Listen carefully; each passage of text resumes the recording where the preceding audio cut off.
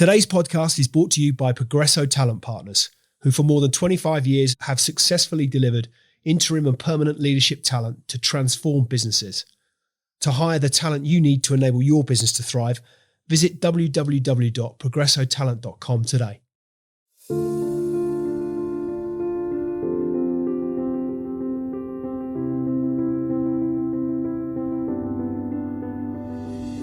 Most interviews start with a bio, and today I'm not going to do that, given that you've built and exited 6 companies, scaled through chaos, sold for 9 figures, and now lead one of the UK's fastest growing SaaS platforms, iplicit. It didn't feel right to do so. So it's not a conversation about your LinkedIn profile, but about what's under the hood, how you think, how you scale, how you make the calls that others dodge.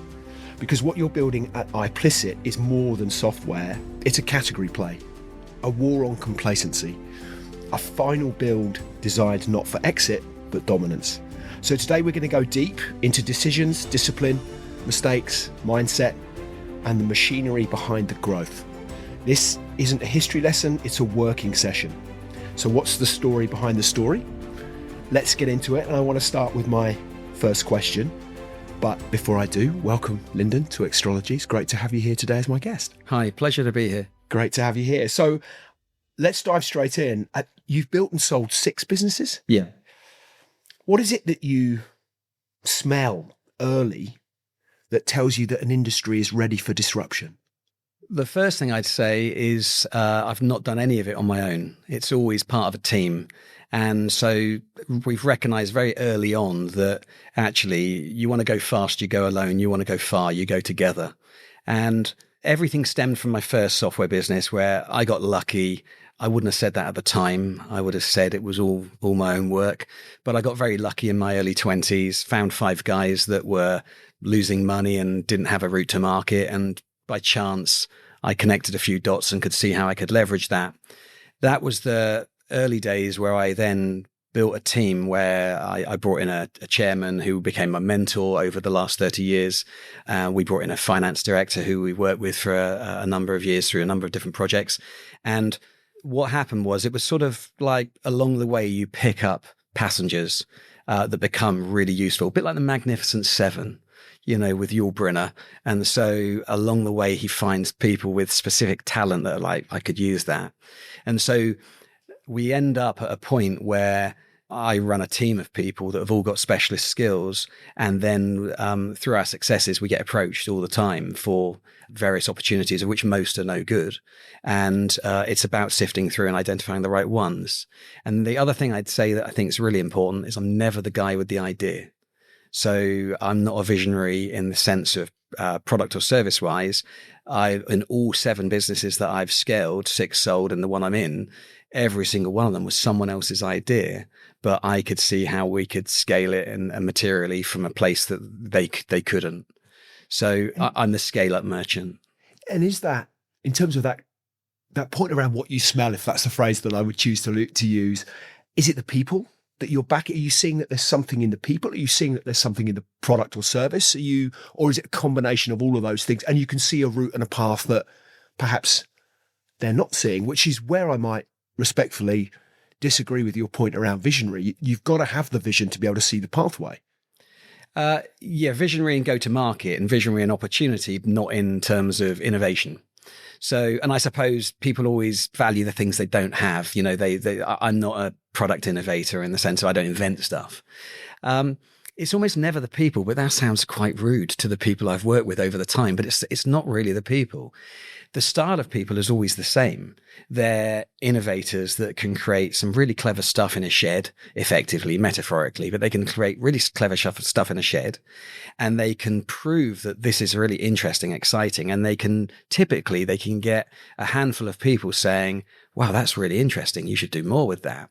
So for me, what I see most of the time is I see a level of traction but the inability to scale it. And that's through experience, through their experience or lack of funds, and lack of understanding really in the commercial side. Because through almost every business. I think without fail, every business, although they've been very diverse, the person at the center that I've typically bailed out, helped fund, scale up, they've always been technical in one way, shape or form. So technical people can invent stuff, but it's very rare that technical people can take it and build a £100 million business.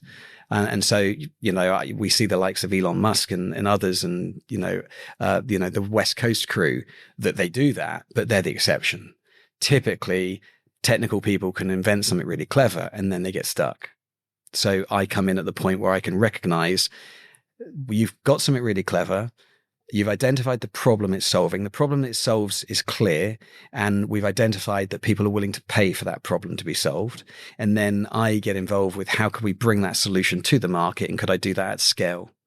And people think I'm being humble when I say this, and I'm genuinely not being humble. I think being fairly simple is part of my secret sauce, because I see things in very macro Lego brick style. So I don't get distracted by tons of detail. I just look at it and say, oh, you can bake a cake that's really expensive, but people love it. So if you can sell that cookie for £5 a cookie, actually, and I've seen 5 people eat it and love it, well, then I could get 500 people to do it.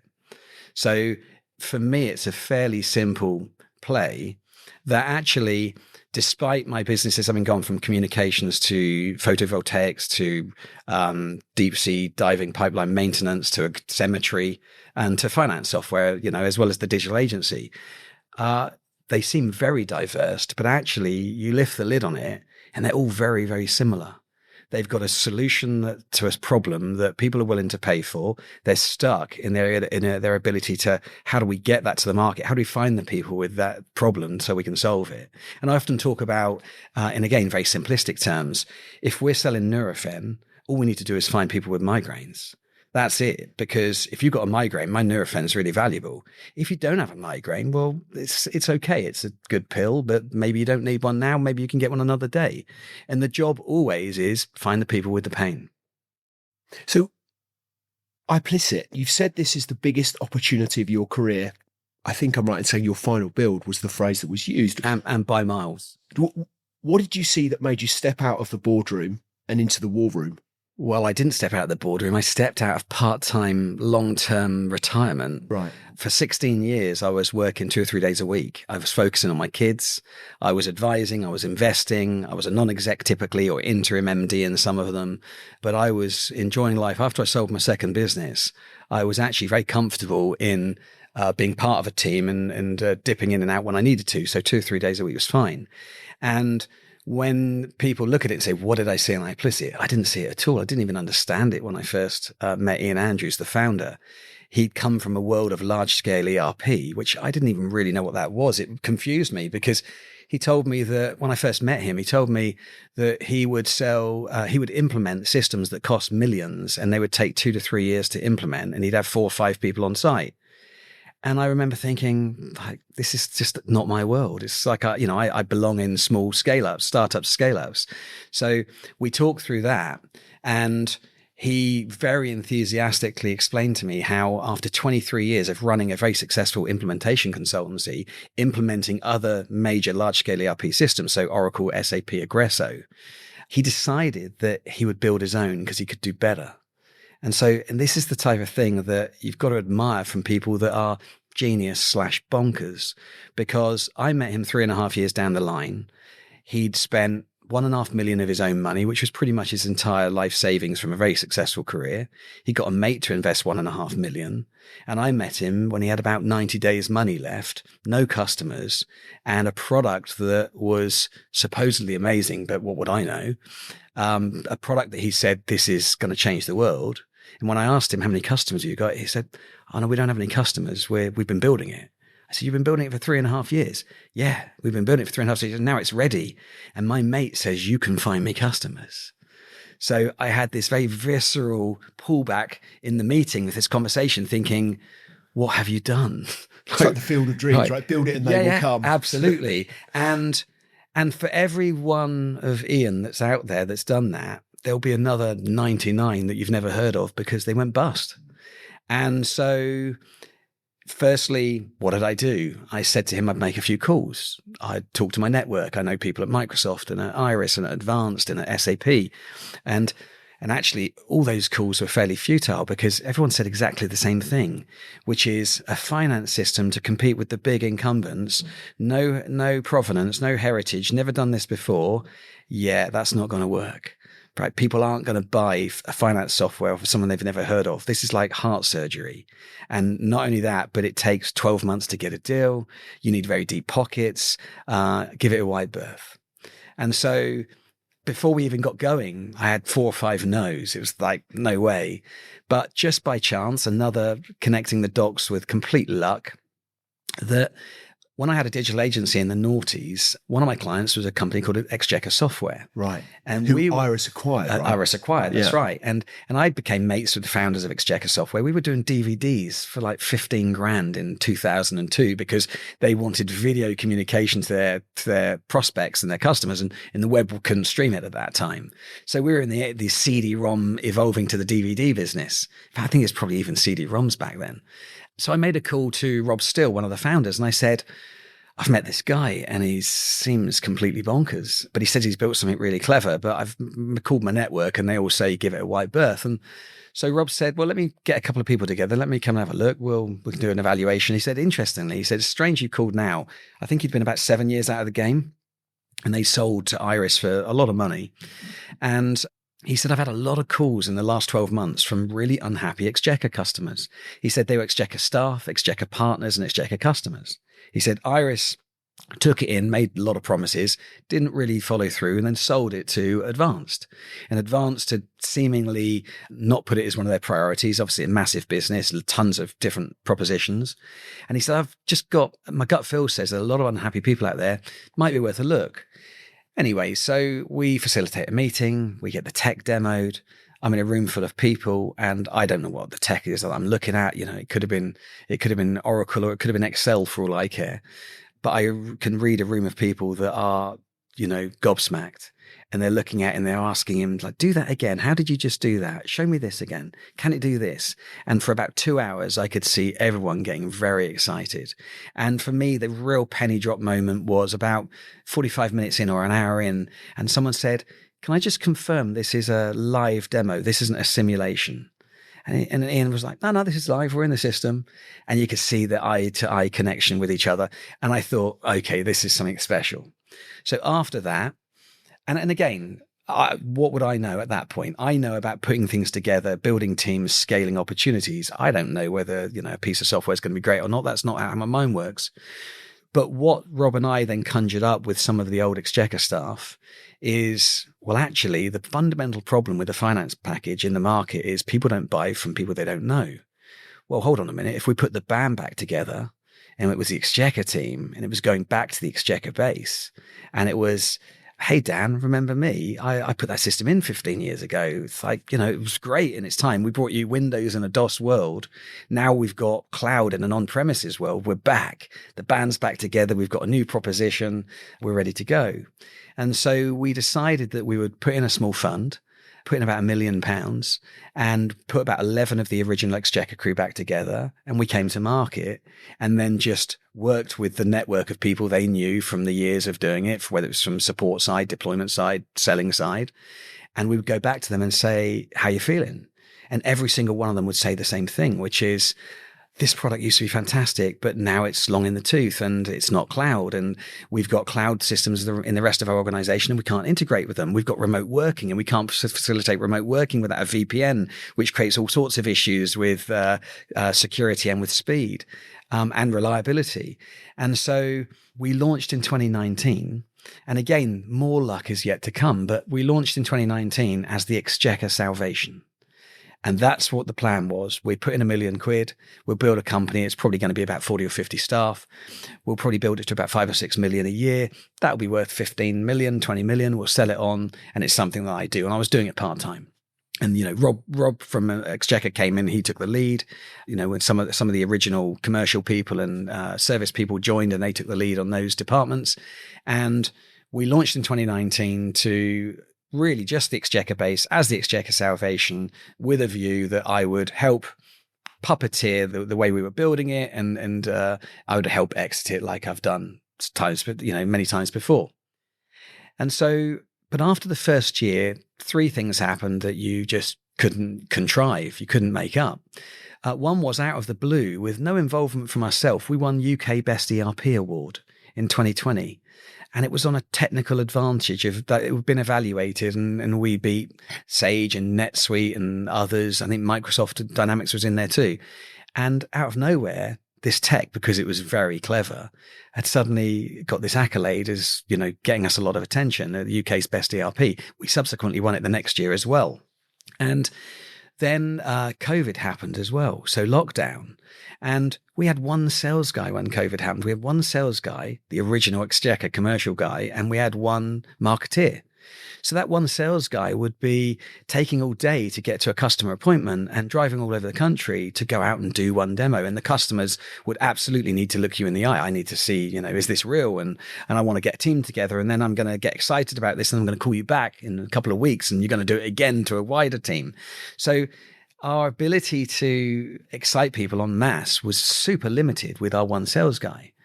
COVID comes along, and as bad as COVID was for many people in many ways, as we all know, it was an unbelievable shift in mindset when prospects were saying, oh no, I don't want you to come and see me. I want it to be on video.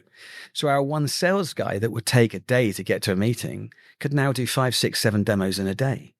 The playing field was completely leveled so that we could go up against all the big incumbents, and they were wrestling with a different problem, which is now we've got loads of sales guys on our team and they're all at home, and what are they doing? And, they're not used to this. And so we just lit up at a time when others were having to grapple, really. And we had about 11 or 12 people when we launched in 2019, and there's now 170 of us, and we've built entirely through that shift. And the other thing that we couldn't have contrived, which is the biggest piece of luck of all, is we thought we were an Exchequer salvation. And our entire business plan was around that. It turns out we were an on-premises salvation, which changes everything. Because what we thought the problem was that we'd solve with Exchequer was the problem with Pegasus, Access Dimensions, Sage 50, Sage 200, Navision, Great Plains, SAP Business One. It was everywhere you looked, PS Financials. Everywhere you looked, you lifted a lid and saw thousands of people in customer bases that said, this system used to be good, the vendor used to be good, but now the support's terrible. Now the version upgrades are minimal, if at all. I can't see an affordable path to the cloud. Many vendors had no path to the cloud. The ones that did had a path to the cloud that wasn't desirable. It was really expensive. It was over-engineered, and the jump was too big. And so we had to quite quickly re-engineer our thinking of this side gig that's one of the things I was doing to hold on a minute. This isn't a 50-man business. We're not building to 5 million revenue. And we reverse engineered what we were experiencing and seeing. And we got some help from some really big industry heavy hitters as well that opened our eyes as well. Early on, one meeting with a couple of Europe's largest, most successful private equity and finance software people. They said to us in a meeting quite casually, this opportunity is multi-billion in the UK. And I can remember clear as day when they said it, it's like, yeah, that's not true. There's a little bit of gloss going on there because we weren't there. And they said, tell us what you're thinking about. And we said, well, we're going to go get 1,000 Exchequer sites. And, maybe we'll charge them 5 or 6K in the early days. So it'll be a £5 or £6 million business. And they said, no, you've got that wrong. This typically, your average contract value is going to be 20, 25K. There's 100,000 sites. This is a £2.5 billion market. Your share is multi-billion. And that triggered a series of events for us to really look deep at, what we've got, what we were doing, how we were going to market, and re-engineer everything to the point where that £1 million investment became 18.5 million of investment of private money from the management before we then went externally and raised another 25 million. And absolutely nailed on. And why wouldn't it be? Because the two guys we were talking to were, two of the most successful that there's been in Europe, but absolutely nailed on. Our marketplace is about 100,000 sites. Today, our ACV is 20,000 a year, just over. And therefore, it's a 2 billion marketplace. And we are the fastest selling in the market. We sold 2 to 1 more than anyone else last year, if not more. We've got the best trajectory, the best technology by far, and a team to die for. So everything points to the fact that if we take a 25% market share, which is what we should do, that's 500 million a year. So, that gives an idea. 25,000 sites at 20K is 500 million a year. That's a £5 billion business in just the UK. Now, coming back to your original point, what did I see in iplicit? I didn't.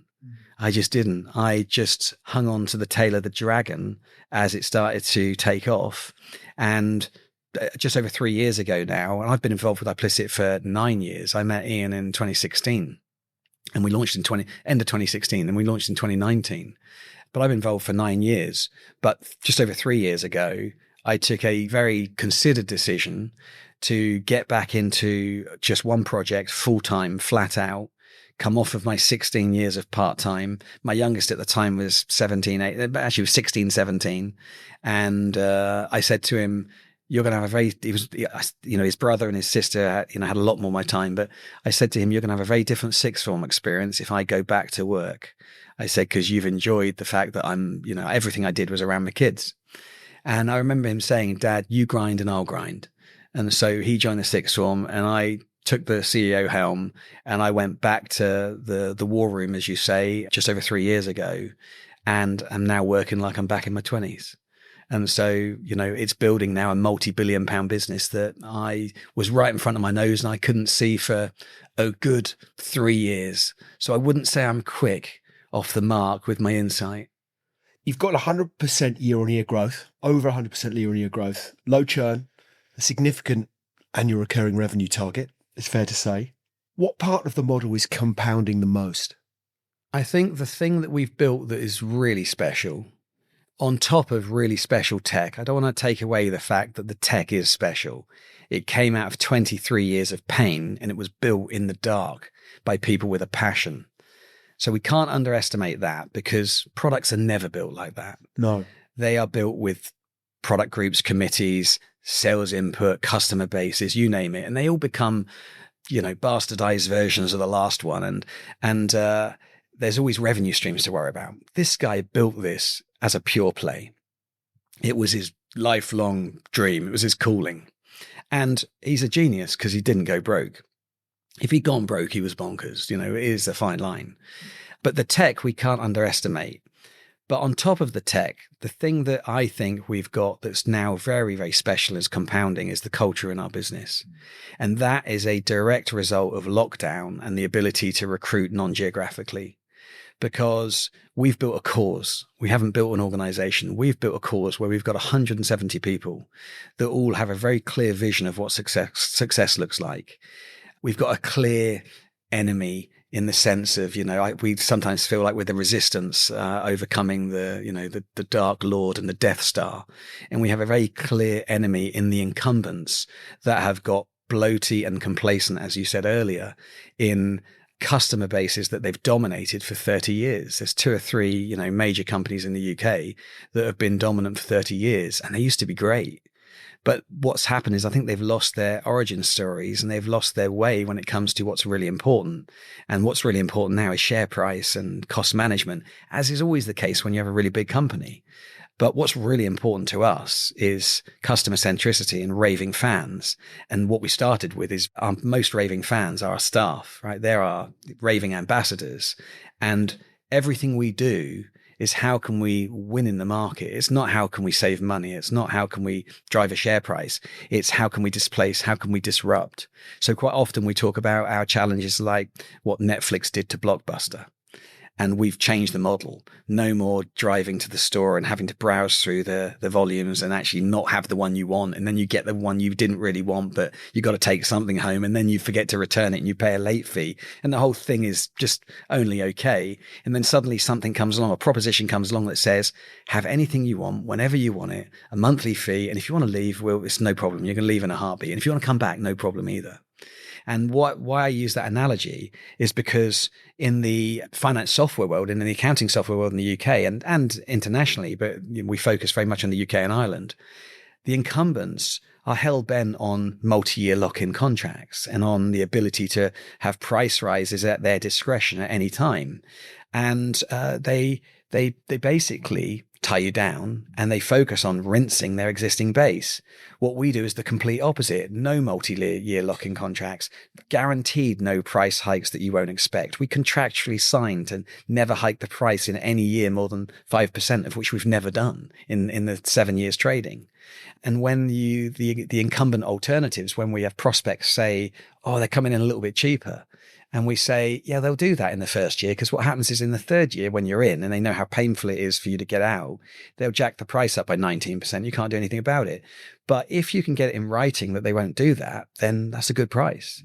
And every time, without fail, no matter who the vendor, every single time the prospect comes back and says they won't put it in writing.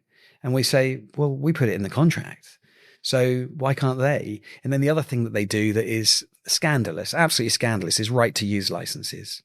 Right to use licenses is a proposition where, oh, you're leaving us, but you need access to your data for HMRC compliance for the next 6 years. Well, I tell you what, we'll charge you thousands and thousands to get access to your data as a dagger in the back on the way out, because we really want it to be a disincentive for you to leave.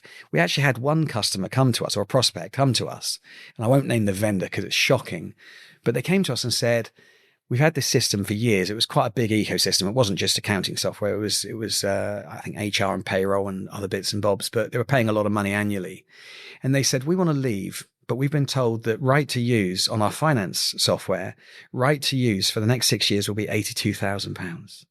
And we fell off our chair. We said, you've got to be joking. And they said, no. And the fact that they've told us this makes us want to leave more. Can you help? And we said, absolutely, we can help. We can migrate your data. We can archive it. We can hold it within its existing format in the new system, separate from all the open balances that come across. And we can shut down your old system and you can tell them to piss off and you won't pay a penny. And you could see this sigh of relief in the video call. They were like, that's exactly what we're looking for. And then they said, but what happens if we want to leave you?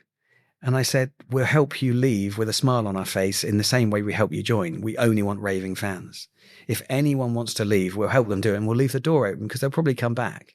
So the ethos and the culture of everything we do is you're here because you want to be. Anyone can leave whenever they want and they don't. That's the difference. It strikes me, you're not trying to outfeature the big guys. You're out deploying them. Is that fair? How did you design for speed? And it strikes me that their model is about power. Yours is about speed, agility, and service. And appropriate of fit as well. We fill the gap. If you look back as to how the market's evolved and what's happened, 23 years ago, NetSuite came in and it was a revelation. It was born in the cloud and it would suddenly put SAP, Oracle and Microsoft on notice. They were all caught napping and NetSuite took a really good chunk of the high end of the market, of the high end of the mid market. 15 years ago, Xero came to the market and it put Mind Your Own Business and Sage 50 and QuickBooks on notice. And again, that then forced everyone to evolve into cloud propositions. But Xero took the market by storm. And if you think about that Xero NetSuite pyramid, you've got Xero that's really good for the very small business, but it runs out of steam when it starts to become multi-legal entity and needs real-time consolidation and a whole bunch of functionality around it that around the sort of 40, 50 staff and upwards, Xero, and particularly when they're running 5, 6, 7 copies of Xero with app stacks, customers end up running 35, 40 pieces of software. And it's not the Xero core market. So Xero runs out of steam at that level, albeit it's brilliant at the lower end because, Xero, if you can use Xero, we always recommend you should. It's great value, great product. But it runs out of steam at about the sort of 40 to 50 staff mark. And NetSuite really only comes into its own around the 500 staff mark. Before that, it's over-engineered, it's too expensive, it's too complicated to use. So what happened was there was an orphaned lower mid-market, 40 to 50 staff up to 500 staff, which is 100,000 sites in the UK. Too big for Xero, too small for NetSuite. So we are out-functioning all the on-premises stuff because we're born in the cloud. We've got modern day functionality. We've got things that they just can't do. We're way more intuitive. So the ability to use our system quickly and our deployment is really low disruption. So whereas some systems could take 120 days to deploy and 120 business days is the best part of a year of disruption, it's going to cost you 120 grand. We can deploy in less than 20 days. So we're in and out within a quarter. So we've effectively turned what was open heart surgery for the mid-market and higher end. We've turned open heart surgery into keyhole.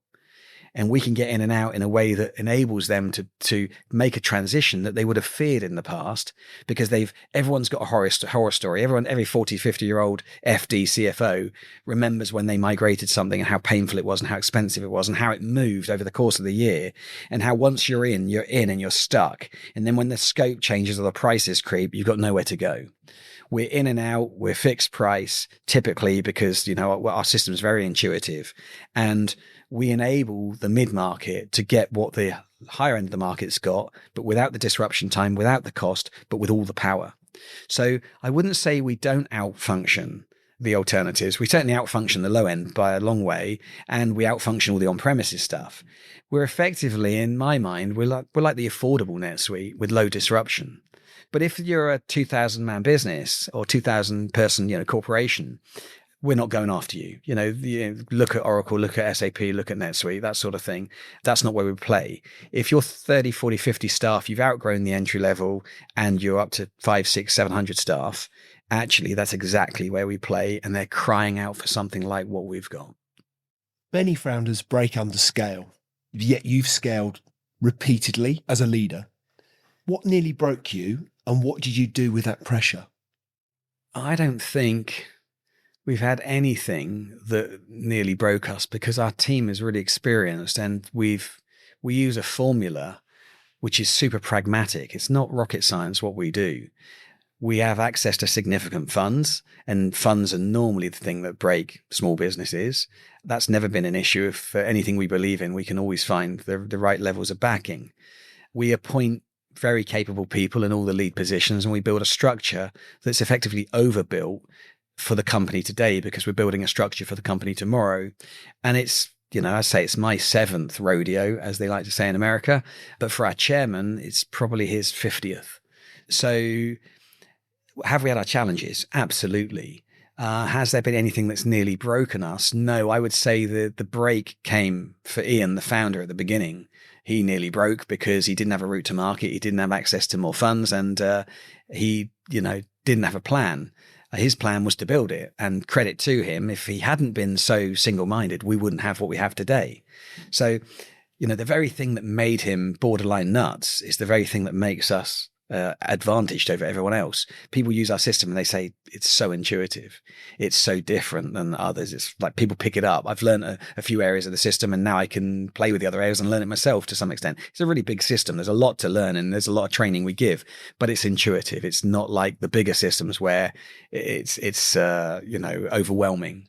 So our challenges, though, nothing's really broken us. I think maybe we've got some to come. But the reality is right now, it's about pragmatic expansion and rollout across every division. So it's building up the engineers and the QA and the processes, and it's building up the services and the deployment and the partner team. It's building up the channel. It's building up sales and marketing, putting finance and HR and people functions across the lot. But it's a playbook that we've done time and again. And interestingly, you mentioned about the pressures.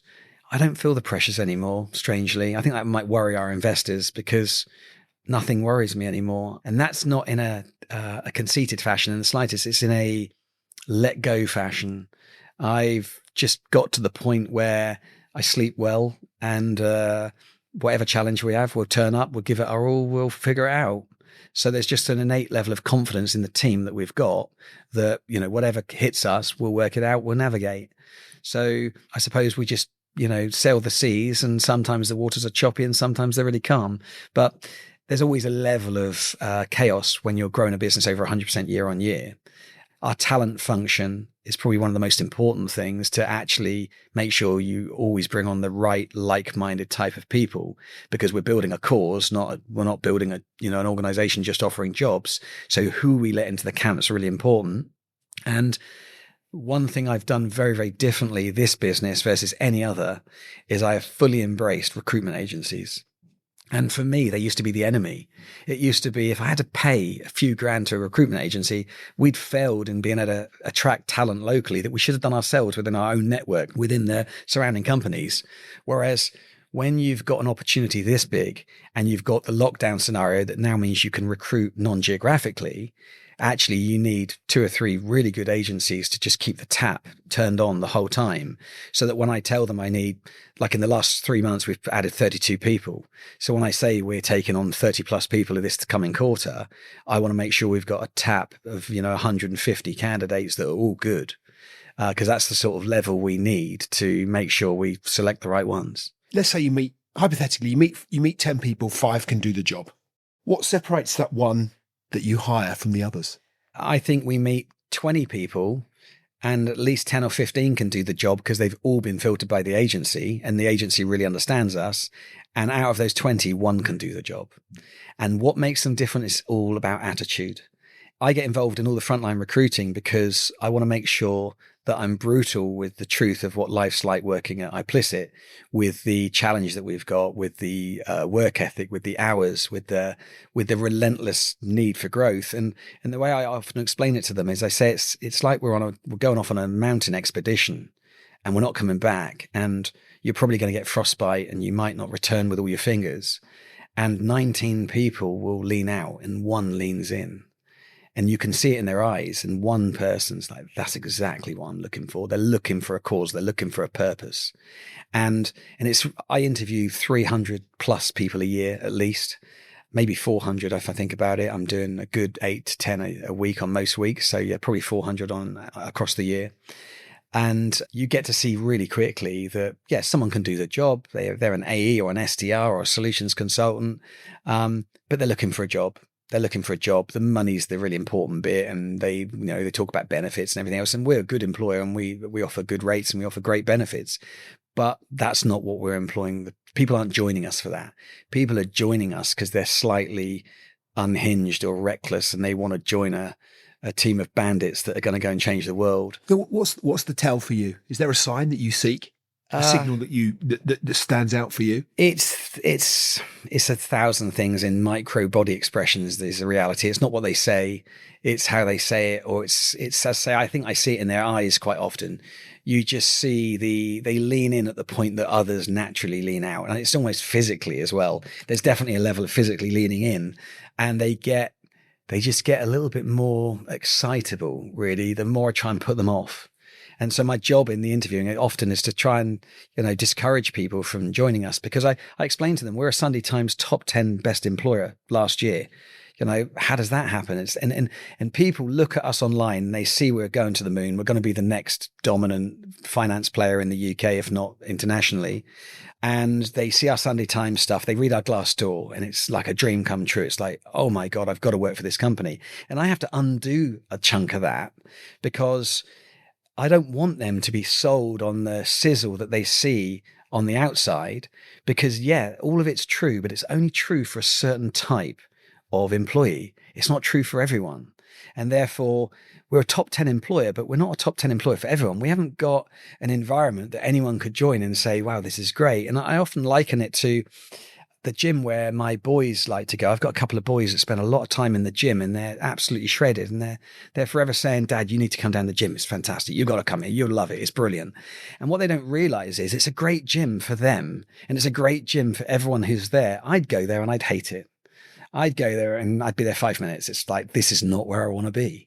And so is that gym brilliant? Well, it's brilliant for the people that go there. It's not brilliant for everyone. And it's no different for iplicit as an employer. We are a fantastic employer for people that want a cause-led opportunity, that want to work really hard and want to climb a mountain. And that's not everyone. And that's okay. It's not meant to be everyone. It's horses for courses. It's not better or worse. It's just, is mountain climbing better than wanting to go off and, have a beach holiday? No, it's not better. It's just different. So I read that you said, I don't care what you do at 11 a.m. on a Tuesday. I care what you've done by Friday night. Yeah. What does elite execution actually look like to you? It's all about measured outputs. Again, I talked to you earlier about I'm a simple person, and I really am in the way I run this business. We have a really clear vision of what success looks like, and we have a North Star system where in the business there'll be 5 North Stars this year. And the whole business runs on these 5 North Stars, and they cascade down to departments. What does each North Star mean for that department, and how can that department contribute? And then that breaks down into North Stars for the department, and then that comes down into North Stars for each of the employees. So it really is around running a set of clear success markers that people can relate to. They can see how they can make an impact to get there, what their role is within that mechanism. And so they can look at it and say, yep, I get that. I understand it. I connect emotionally and rationally with that target. I understand it and why we need it. And I understand my bit. And so we're functioning as one large team and all recognizing that at the end of the year, we point back to these 5 success metrics, the 5 North Stars, and say, how did we do? And that relates to, I'm fascinated by the whole remote first route down which you've gone. And in particular, I think what you've learned about trust, clarity and culture in that scenario.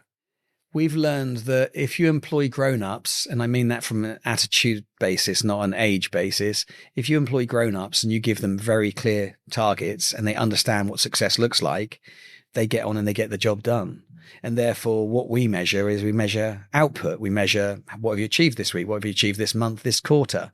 So if you call someone up because you need to get hold of them and they're in the car, there's not a question of what you're doing in the car. Why are you in the car? Why aren't you at your desk? No one cares. The question is, are you a good employee? Are you delivering what you need to deliver? That's all we care about. And which means that we then attract people that have recognized the futility of a poor commute every day, wasting 2 hours, 3 hours a day back and forth in the car or on the train, and the patronizing nature of these corporates where they're forcing talent to come back into the office 3 days a week, typically, because we need you in, we need to see you. We need to see what you're doing.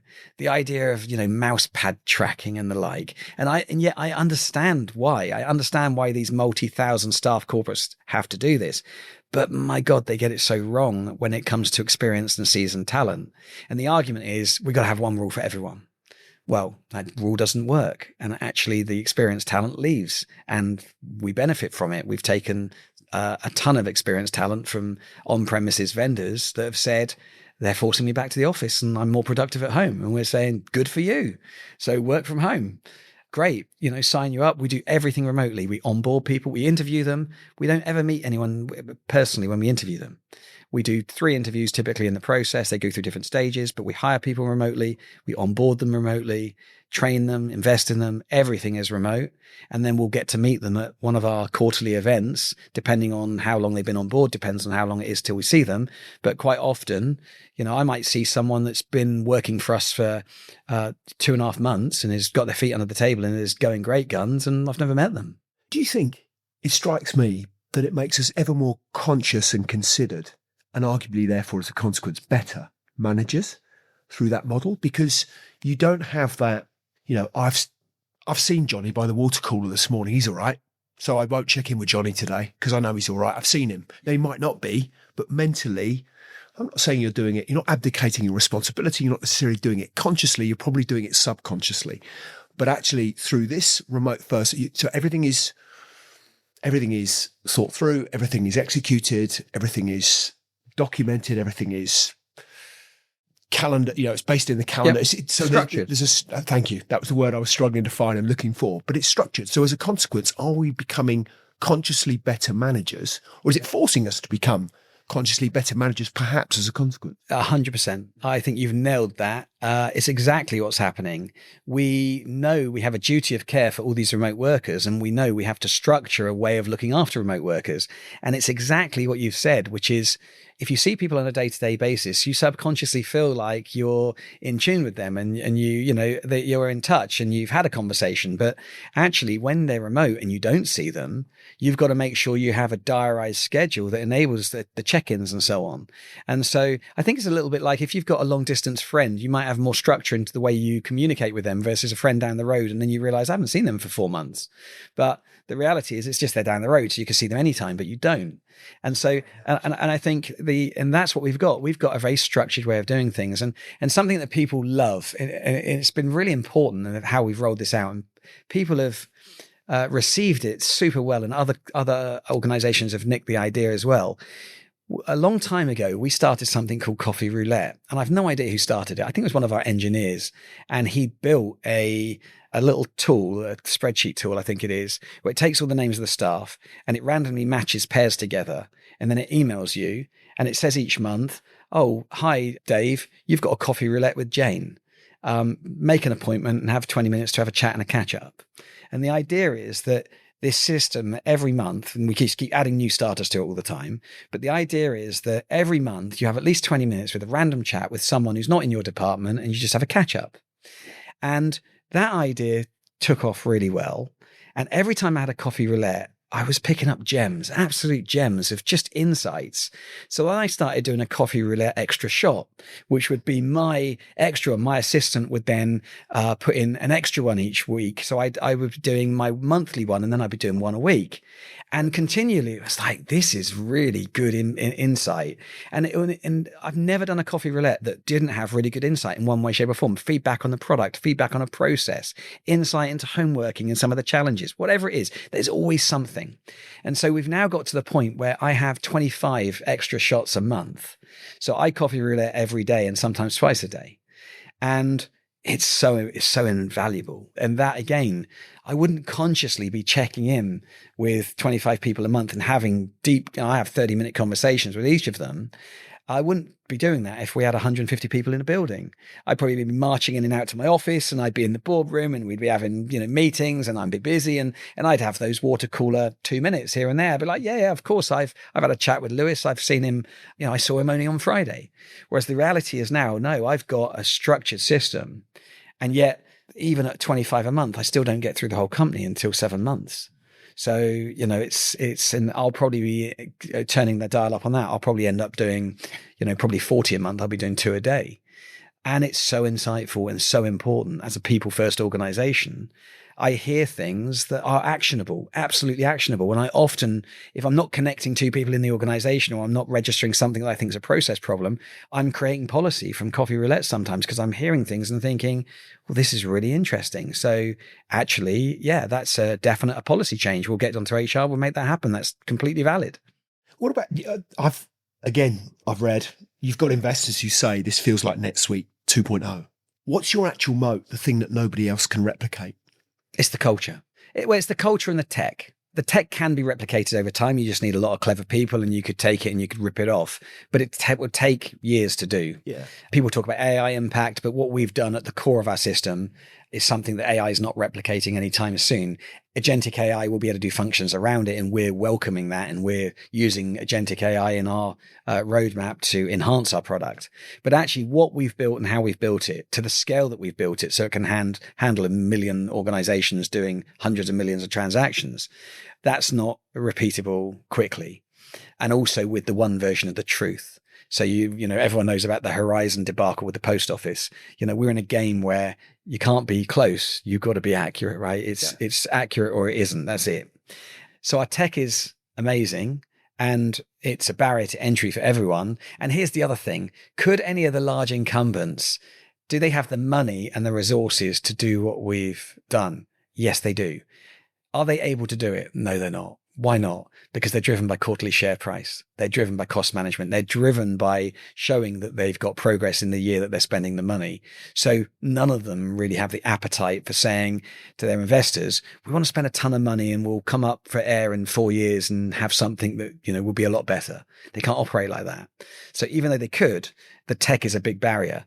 But the thing that I think is equally as large a barrier is the culture and the team that we've assembled. I'd put our 170 up against any large vendor's 750 person team. And I think we would slay them all day long. You've delayed the US launch, or you mentioned US, which you don't need my endorsement as to your decision, but I think it's a bold one, given that most would chase that market, I suspect. What's the strategic discipline behind the delay, and what does that say about how you sequence growth? Great question. I've built a business in the US before. My first telecoms business went out to the US, and that's where we made all our money. I lived there for 3 years, so I understand the dynamics. Our chief sales officer's from the US. He was someone I worked with back then in the day. What we did was this. We identified the gap in the US market, and it's exactly the same as the UK in terms of the entry level versus high end mid market.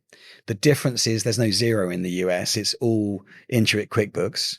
30 million businesses in the US, and Intuit's got 80% of them. So 24 million organizations run QuickBooks in the US and multiple copies. But there was still this gap between QuickBooks and stepping up to NetSuite. There was this gap that wasn't being serviced and still isn't. And so we recognized over 1 million organizations in the US versus the 100,000 here. There's over 1 million that are ripe for what we've got. And most of those would be the top 5% of the Intuit QuickBooks users. The 5% of those is 1 million of those that, thank God, something's come in and it's not QuickBooks now. We can migrate to something more serious, but it's not open heart surgery like NetSuite. So we scoped it, identified the gap. We had partners out there begging us to come to the market, large accountant partners saying, we're ready for this. We've got customers with a problem. We want your tech. We've seen what you're doing in the UK. We've got accounting offices in the UK that have seen the benefit. When are you coming? And we started building that. And that was about 2 years ago, we started doing that scoping. But even in the last 2 years, the opportunity just keeps opening and opening and opening in front of us in the UK and Ireland. And what we decided is that we would be remiss to go after another territory when the one in front of us effectively has an infinite ceiling. Our eyes would be bigger than our belly if we suddenly got greedy and diluted our focus, where right now, everything we're doing right now should build a 25% market share dominant, which if you think about it, that isn't even that big a market share in the UK. You've got, the likes of Sage with 70% market share in some of its areas of its products, and Access and Iris, they've got in different areas, they dominate. So a 25% market share is reasonable. It's not super aggressive. It's obviously a massive target over the next 15 years, but it's absolutely reasonable. And a 25% market share, 500 million a year, 5 billion value. Why on earth would we be doing anything right now other than absolutely underpinning that £5 billion opportunity until the point where we've got to a level of de facto standard where any on-premises FD or CFO in the marketplace says, I've had enough, I've got to change, I think I need to look at iplicit. Everyone uses iplicit, don't they? At that point, that will be the time when we see the tipping point, from a Malcolm Gladwell expression. We'll see the tipping point where the tides turn, the inbounds become significant, and the reputation of us being here 7, 8, 9 years in the market, the fact that CFOs had 5 or 6 conversations and 3 of them said, you need to look at iplicit. At that point, which I think will be there by the end of next year from our forecast, I think that will be the point where there's a tipping point, and that will enable us in 2027 to then say, right, we've underpinned it. We've got the momentum going. The engine started. It's warm. It runs now. Now we have a break-off faction group that goes to the US and basically goes through the playbook in the same way. There's also another major advantage of doing that, and that will be our accountant partner network in the UK, of which there are many top 50 partners already on board.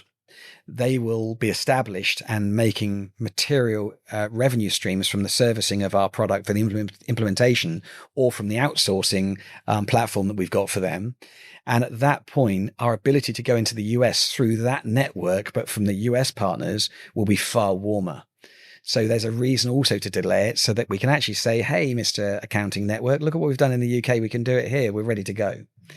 One big barrier for the US market, for the technical listeners among them, the biggest barrier for the US is state taxes, state and federal taxes, because there's so many variations. But actually, Avalara is a system that has got that under wraps and has buttoned it all up. So integration with Avalara answered the problem. So we don't even have to deal with that rat's nest of a problem. We integrate with someone who's already got it buttoned up. So I want to come back to this final build, if I may. What's the unfinished business? What are you trying to really settle with iplicit? I didn't think I was trying to settle anything, because I was absolutely happy doing my thing. But over the last 7 or 8 years or so, certainly since I turned 50, I've definitely undergone a complete personal transformation with regard to how I view the world, how I let things go, how I sort of turn up far more present than I ever was in the past. And I don't try and puppeteer outcomes. I just turn up and give it my all on what we have to do today. And so I think the thing that really got interesting about iplicit was I was already involved for 6 years before I took the helm. I was, intimately aware of how this opportunity was evolving, and I could see that there was an opportunity here to build a unicorn, which is something we've not done before. And so there is a level of personal curiosity and interest on the ability of, well, can we do that? because that's something that's sort of like an uncharted sea. But it's not for vanity or for a badge at all, because I've become increasingly introverted over the last few years, and I love for everyone else to be doing the outward stuff, and I'm happy at my desk on video 10 hours a day. So it's not for the badge of having done it. It's for the knowing I've done it. And so the ability to create a unicorn is interesting. The people factor was also very interesting, because in this build, there's been a huge orientation away from me scoring goals to, in every other business, I've scored a lot of goals. And in this business, I don't score any goals. I set the ball up for everyone else to score. And there's a huge amount of pleasure in doing that. And it's not something I'd have thought of 10, 15, 20 years ago, because it just wasn't how I was wired then. Whereas now it's really enjoyable to see the people grow and see the smiles on their faces and the promotions we give and the true success that you see. So we're incubating so much growth and so much success that it becomes quite addictive. And so maybe also it's got something to do with my youngest is now finished sixth form and gone, and my 3 kids have left home. And so there's a paternal side as well of being able to see all this growth and be able to shepherd the amazing career trajectories of all the staff, and getting together with them once a quarter and seeing the excitement and the passion and the absolute energy is something that just keeps you really engaged. So why am I doing it? I don't think I'm putting anything to bed. That there's no unfinished business. I'm not doing it for money. Ironically, this will be the most successful thing I've probably ever done at a time when I don't need any money. It's not only do I not need any money because I've had a career where I've made money, but also I don't need any money because there's nothing I want to buy anymore. I don't need to spend. I've gone through the years of showing off and being externally validated, and I need for none of it now. So I'm happier on my motorbike when I'm invisible. But maybe that's part of the secret sauce, because at the point when you really don't need it, and at the point where you're not trying to puppeteer every outcome, it gives me the clearest of vision and the calmest of attitudes and an 8 hours good sleep a night, so I can turn up every day and not be riled.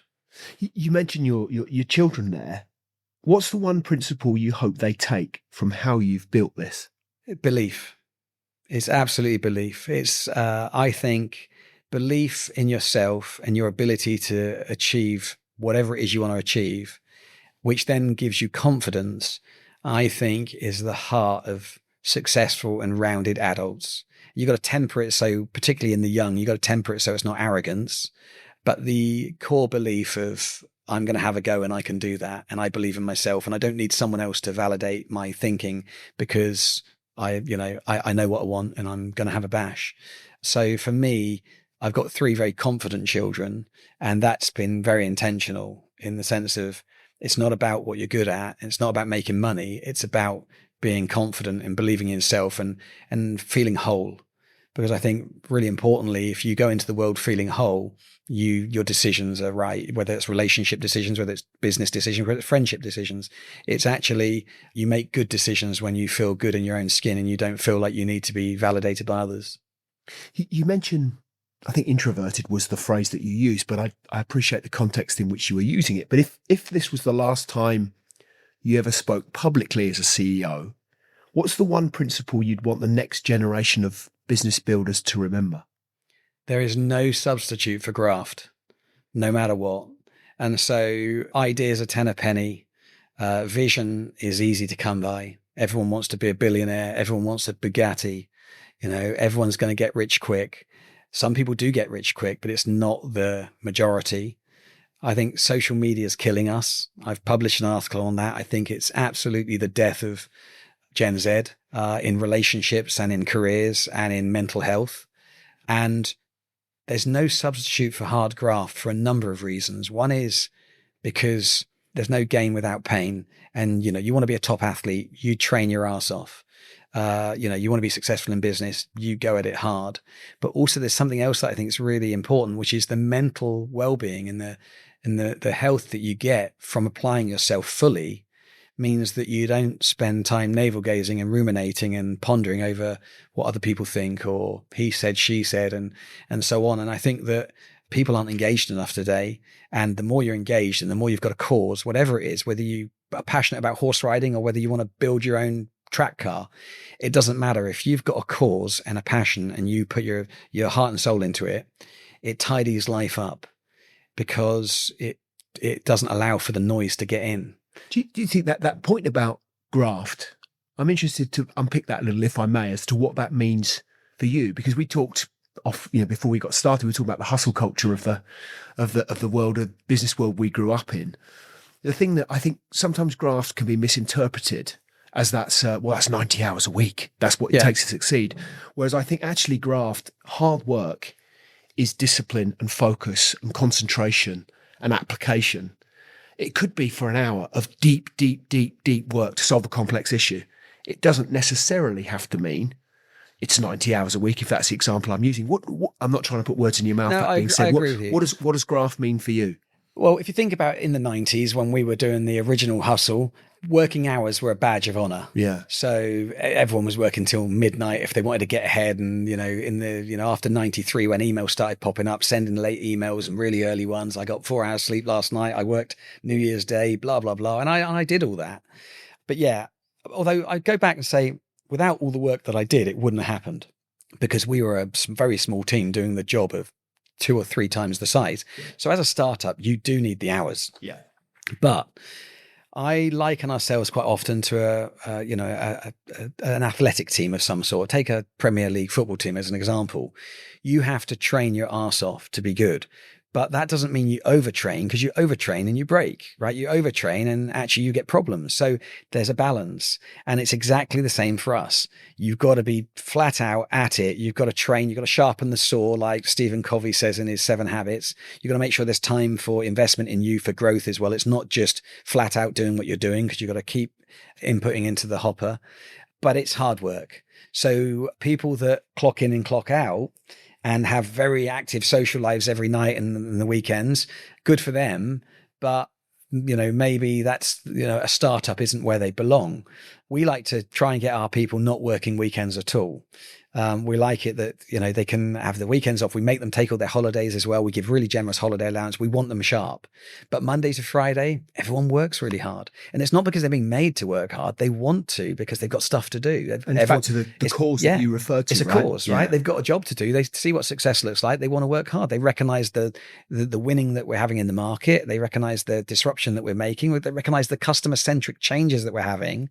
And the testimonials from the customers that say, wow, you saved me from, this vendor or that vendor's hell. You saved me from this nightmare that I've been stuck in for the last 9 years and I didn't know what to do. And we had that with one of our customers. They had 150 staff. They were billing 45 million. They were using 9 copies of an accounting software because they had 9 legal entities within their group. The system wouldn't talk to each other, no consolidation. They were running this business blind with no management information.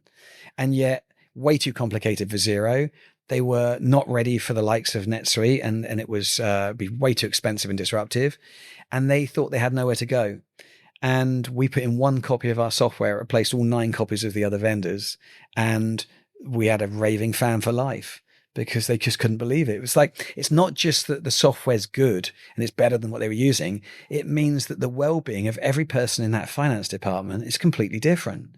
All the mediocrity and the mundane jobs that they had to do, all of the rekeying, all of the errors that were coming out because of the volumes of rekeying, the lack of information to make business decisions, all of that overnight goes away. So then the people in the finance department can use their time to make much better decisions and do much more valuable work. So we actually change the morale of finance departments as well. So, but coming back to the beginning, it's graft. For my advice, it's graft. And it's really around pragmatism and structure and playing the long game, because everyone wants to get rich quick, and some will, which will be the inspiration for all the others to fail because he or she did it. And look at them online in social media. Everyone looks like they're making fortunes and living the dream life. Most of them are faking it. And the 1 or 2 that have done it are the 1 or 2. And the reality is it's not for the masses. I'm fascinated by your earlier point as to Ian and, that 3.5 years build in the dark. Just about, he's a genius because he didn't go broke, but how close may he have been? Yeah. I think that's the bit that social media doesn't want to portray. That's the right. reality is Well, let's just to take that point alone. It isn't 3.5 years in the dark in isolation. It's 3.5 years in the dark after 23 years as an implementation consultancy leader. That's a right? great point. So this product that came out overnight and is changing the world was 26.5 years in the making before I even met him. And so that's the point. It's like no one wants that story anymore. And I think Warren Buffett once said it, actually. He said the trouble is with the new generations. I think he might have said it about millennials, but it's definitely with Gen Z. He said the trouble is no one wants to get rich slow. And the reality is, if getting rich is even the thing that you should be doing, right? People recognize when they do get rich, and then they have the privilege of recognizing, oh dear, this hasn't solved any of my problems. And I feel exactly the same as I did before, which is why lottery winners 5 years after the win typically tend to be less happy than they were pre the win, because they've then had this stark realization that the thing that I thought was nirvana, the thing that would actually solve every problem I'd ever have in life, has actually exacerbated the fact that I feel empty. And I've lost a bunch of friends in the process because they thought I was mean because I didn't share all the money out. So, getting rich isn't the answer, but obviously, being comfortable is certainly something everyone should aspire to, so they can pay the bills and raise a family if that's what they want to do. But Gen Z is obsessed with getting rich and having toys, and it will come crashing down. And we'll have I think in about a decade's time, when Gen Zs are all 30 and something, I think we're going to have a real wake up call with the advent of mental health, falling off a cliff, with depression of people thinking they've completely and utterly failed, when the reality was they had completely and utterly unreasonable goals. They haven't failed at all. They just, not everyone wants to, not everyone wants to be an astronaut. Not everyone can be an astronaut. When I was growing up, I wanted to be an astronaut when I was 10. And then you have this realization of like, well, I'm probably not going to be able to do that. Social media now tells everyone, you want to be an astronaut? You can. Look how many people are astronauts. It's sort of, everyone is doing their dream life, and it's one big emperor's new clothes. Last question. Zoom me out. Paint the picture for me. If iplicit hits everything you see in your head, what does the company look like in 5 years, and what will it have changed? In 5 years, we will be the dominant go-to proposition for the mid-market in the UK and Ireland, and we'll have international traction. We'll be over 100 million a year. We'll be about 300 staff, although we might be able to reduce that slightly with the AI efficiencies that we're working on, but we'll be nearly double where we are today. We'll have a significant channel through resellers and accountants. We're acquiring a number of really significant channel partners now, and it's expanding. And I think the channel is going to be our secret weapon as we go forward and continue to expand exponentially. We will be the system that everyone recognizes is the trusted system. If you don't want to get it wrong, and you want a safe transition, and it's no nonsense, and they won't mess around with the price, and they won't trap you, and everything's fair and market value and good value, and that will be us. It will be there'll still be CFOs that are still converting from on-premises. There will be people that will be like, right, I finally got to bite the bullet. It's now been 20 years with my old system. I need to change, but the change will be much, much easier. And the partner network will be much, much easier as well for them to access as well. It won't just be coming to us. We'll have agentic AI as extensions of our product. We'll be operating efficiently in the company we're rolling out a number of AI operational benefits, but we will still be a core system that is not something that 5 guys and a dog can invent in their bedroom with an AI stack. As much as social media wants you to be terrified right now, the market is changing, but systems of our nature and at the very core, they will still be at the heart of the coding will be at the heart of what we do, supported by the peripheral benefits being agentic AI. So we will have had another fundraise. We've got a fantastic private equity partner, a growth fund partner in One Peak. But we'll have had another fundraise in the next 5 years, and we'll raise significant money to then enable the international expansion. So it's much more of the same. It's doing what we're doing. It's rolling out the playbook and continuing to be the best at what we do, with the best team and the best tech, and with raving fans as customers. So where should we send listeners to find out more about iplicit? It depends why they want to listen to more about iplicit. Are they a prospect and they're interested in the product, or are they interested in business growth? Or, obviously it starts with, it could be either our website, iplicit.com, or it could be our LinkedIn page. But we've got a number of ambassadors and evangelists across the organization that represent iplicit in different facets. So if it's to do with engineering versus services or product-led growth or, people culture, you'd access different points, but you'd find us all on LinkedIn, and you could, connect with the various leads of the departments to, find out more about how we do what we do. And I think you summed up perfectly there why this wasn't just a story of a software scale up. Frankly, Linda, this conversation for me has been a masterclass in strategic conviction, cultural clarity, and leadership under fire. So thank you. I really appreciate it. And also thank you not just for building companies, but for building systems that last. And I think that's something that's proven throughout your history. And also thank you for showing us that when conviction meets timing, the result isn't just growth, it's momentum. So I think a lot of people listening today are going to want to revisit this one, not just for inspiration, but for instruction. So really appreciate your insight, energy, and perspective today. It's been a pleasure to have you as a guest. My pleasure. Thank you. I just add to what you've said, those very kind words. It's also a masterclass in, if you've rolled 6 sixes by absolute luck, and it never happens, but if you do, how to capitalize on it. Because at the very heart of everything we've done, you describe it as though it's all contrived. And now it is. There's so much that's contrived because we're executing on a plan. But my God, we were lucky. There's no doubt. We would never take that away. And in my 20s, I'd have argued. In fact, I did argue when I was 29 and I first sold out. I argued to people because people would say, "Oh, you got lucky." And I'm like, that wasn't luck. That was 6 years of really hard work. I just didn't appreciate how much luck I had back then as well. Now I do. We're built on so many sixes that have accidentally rolled. And now we're benefiting from the graft and the investment and the strategic experience to then capitalize on that luck. But mark my words, without that luck, we wouldn't be here. Fantastic, Lyndon. Thank you. It's been a pleasure. Thank you. Really appreciate your insight. Hey listeners, thank you for your audience and ears. If you've enjoyed what you've heard today, don't forget to leave us a review. It's a great way to help others discover this wonderful community of extraordinary people just like you. You can also find more great content at extrology.com, and of course you can keep up to date with all things Extrology on the socials. And don't forget to hit that subscribe button wherever you listen to your podcast. We look forward to welcoming you back next time.